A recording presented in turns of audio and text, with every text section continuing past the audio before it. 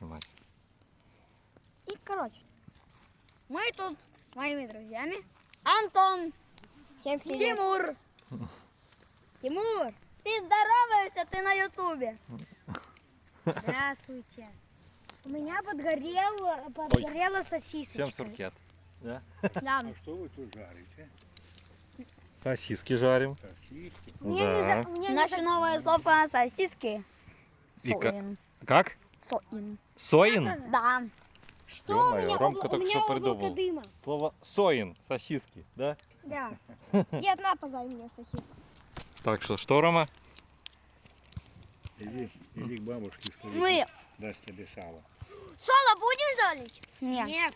Мы будем есть Когда нет? соин. Ну и всем сюса. Всем сюса.